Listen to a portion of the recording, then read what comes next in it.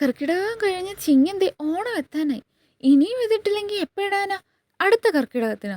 എന്ന എൻ്റെ തന്നെ ചോദ്യത്തിന് മുമ്പിൽ കീഴടങ്ങിക്കൊണ്ട് ഒറ്റ മൈൻഡ് നാലമ്പല ദർശനം കണ്ടിട്ട് വന്നാലോ? പിന്നെ ഒരു ഫ്ലോയ്ക്ക് കേട്ടോ ഒറ്റ മൈൻഡ് എന്നൊക്കെ പറഞ്ഞത്. കർക്കിടകം തുടങ്ങിയപ്പോൾ മുതലുള്ള പ്ലാനിങ്.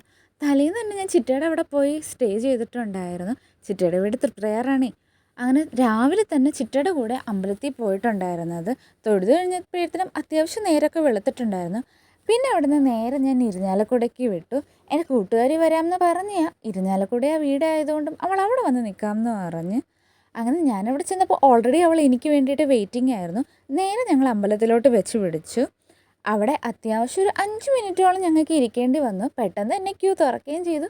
പെട്ടെന്ന് തന്നെ ഞങ്ങൾ തൊഴുതിറങ്ങുകയും ചെയ്തു കേട്ടോ. 2-3 തവണ ഈ ഇരിഞ്ഞാലക്കുട അമ്പലത്തിൽ വന്നിട്ടുണ്ടെങ്കിലും ഇത്രയും വലിയൊരു കുളമായിരുന്നു ഇതെന്നുള്ളത് ഇന്നാണ് ഞാൻ മനസ്സിലാക്കിയത്. പിന്നെ അവിടുന്ന് ഞങ്ങൾ നേരെ തന്നെ 3ാമത്തെ സ്പോട്ടായ തിരുമൂഴിക്കുളത്തോട്ട് വിട്ട് അവിടെ ചെന്ന് ആദ്യം തന്നെ ഫുഡ് അടിയായിരുന്നു എൻ്റെ പ്രധാന കാര്യം. അപ്പം തന്നെ എൻ്റെ കയ്യും കാലും വിറച്ചു തുടങ്ങിയിട്ടുണ്ടായിരുന്നേ. അവിടെയും അമ്പലത്തിൽ കയറുക, തൊഴ, പെട്ടെന്ന് ഇറങ്ങുക.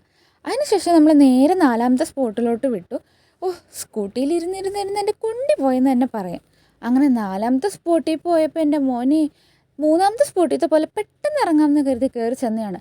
2 മണിക്കൂറാക്കി ഓയിൽ നിന്ന് നിന്ന് നിന്ന് നിന്ന് ഊപ്പാട് വന്ന്. പക്ഷെ തൊഴുതിറങ്ങിയപ്പോൾ എന്തോ ഒരു വല്ലാത്ത സന്തോഷം. അപ്പോൾ നിങ്ങൾ പോയായിരുന്നോ നാലമ്പല ദർശനത്തിന്? എങ്ങനെ ഉണ്ടായിരുന്നു അനുഭവം? അപ്പം എൻ്റെ നാലമ്പല ദർശനം ഇത്രയേ ഉള്ളൂ. Bye bye.